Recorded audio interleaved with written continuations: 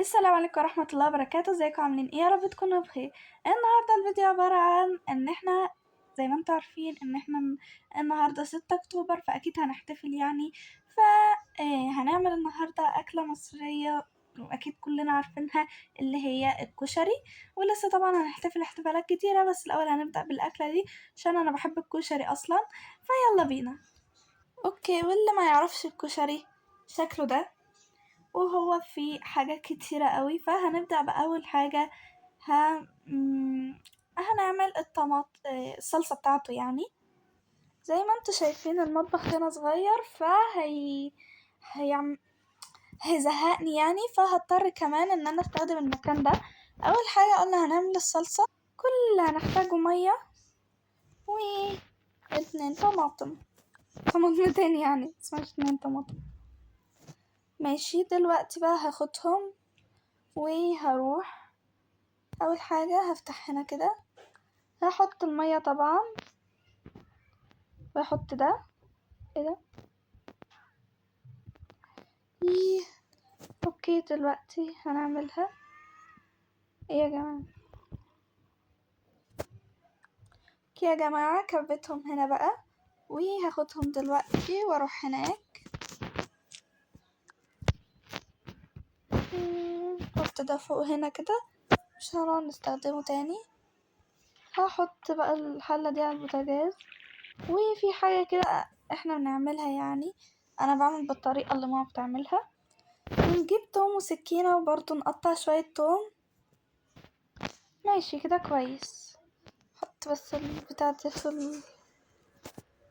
ماشي. هاخد دول بقى دلوقتي احطهم في طبق، وحطيناهم بالشكل ده.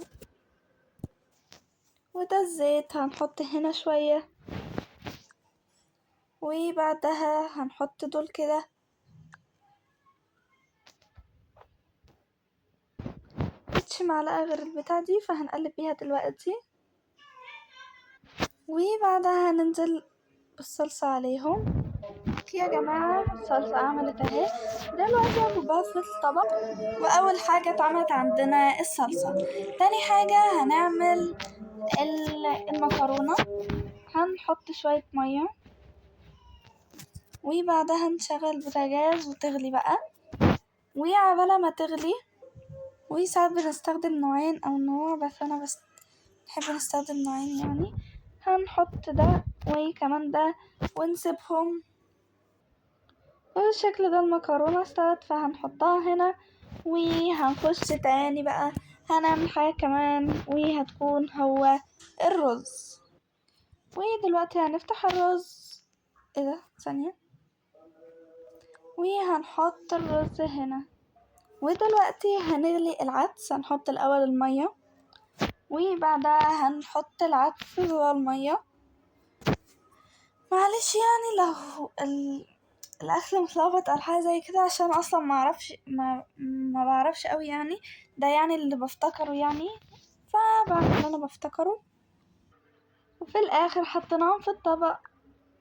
وطبعا عملنا اسمه ايه ده اهو. اوكي يا جماعه، دلوقتي هدوق.